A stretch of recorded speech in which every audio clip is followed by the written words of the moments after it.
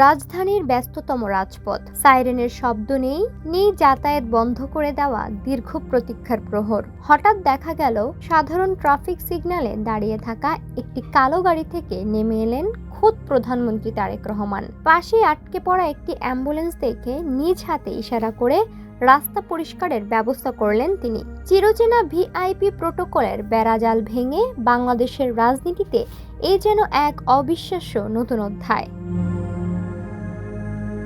গত কয়েক মাসে প্রশাসনের কেন্দ্রবিন্দু থেকে শুরু করে রাজপথের মোড়ে মোড়ে প্রধানমন্ত্রীকে দেখা গেছে একেবারেই ভিন্ন রূপে।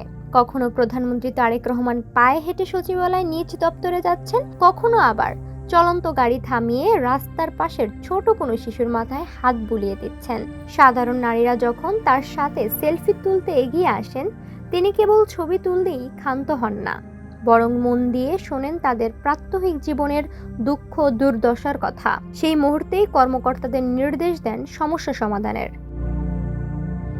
প্রধানমন্ত্রীর এই কর্মতৎপরতা কেবল লোক দেখানো আচারে সীমাবদ্ধ নেই। তিনি নিয়মিত সচিবালয়ে বিভিন্ন দপ্তরে ঝটিকা সফরে যাচ্ছেন। সেখানে বড় কর্তাদের কক্ষের চেয়ে সাধারণ কর্মচারী ও পিয়নদের টেবিলে গিয়ে তাদের খোঁজ খবর নেওয়া, কাজের সুবিধা অসুবিধা নিয়ে কথা বলা প্রশাসনের নিচে স্তরের এক নতুন প্রাণের সঞ্চার করেছে।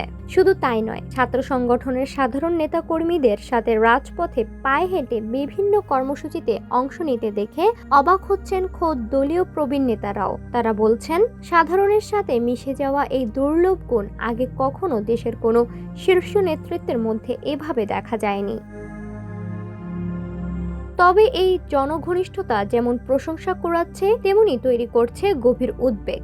রাজনৈতিক বিশ্লেষক ও নিরাপত্তা বিশেষজ্ঞদের একটি বড় অংশ প্রধানমন্ত্রীর এই চলনকে আত্মঘাতী বা চরম ঝুঁকিপূর্ণ বলে মনে করছেন। তাদের মতে, একটি রাষ্ট্রের সর্বোচ্চ ব্যক্তির নিরাপত্তা কেবল তার ব্যক্তিগত বিষয় নয়, এটি রাষ্ট্রীয় স্থিতিশীলতার সাথে জড়িত। কোনো ধরনের বুলেট প্রুফ দেয়াল বা কঠোর বলয় ছাড়া এভাবে সাধারণ মানুষের মাঝে মিশে যাওয়া যে কোনো সময় বড় ধরনের বিপত্তি ডেকে আনতে পারে। নিরাপত্তা বাহিনীর সাবেক কর্মকর্তারা বলছেন, বর্তমান বৈশ্বিক ও অভ্যন্তরীণ প্রেক্ষাপটে উগ্রবাদ বা প্রতিপক্ষের হামলা আশঙ্কা উড়িয়ে দেওয়া যায় না। ফলে প্রধানমন্ত্রীর এই অপ্রথাগত চলাফেরা যেমন সাহসিকতার পরিচয় দেয়, তেমনি তা গোয়েন্দা সংস্থাগুলোর জন্য এক বিশাল চ্যালেঞ্জ হয়ে দাঁড়িয়েছে।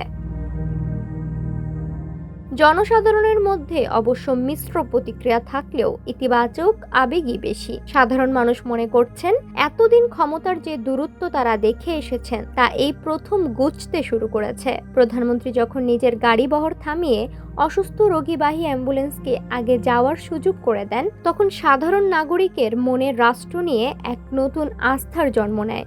রাষ্ট্রের সর্বোচ্চ শিখরে বসেও সাধারণের কাতারে নেমে আসা এই ব্যক্তিত্ব শেষ পর্যন্ত নিরাপত্তার ঝুঁকি মোকাবেলা করে কতদূর এই ধারা বজায় রাখতে পারবেন, সেটি এখন দেখার বিষয়। তবে এই সাহসী পদক্ষেপ যে বাংলাদেশের প্রচলিত রাজনৈতিক সংস্কৃতিতে এক বিশাল ঝাঁকুনি দিয়েছে তা নিয়ে কোনো সন্দেহের অবকাশ নেই। আকাশচুম্বী জনপ্রিয়তা আর প্রাণের ঝুঁকি, এই দুইয়ের মাঝেই দাঁড়িয়ে দেশ পরিচালনা করছেন এক নতুন ধারার প্রধানমন্ত্রী তারেক রহমান।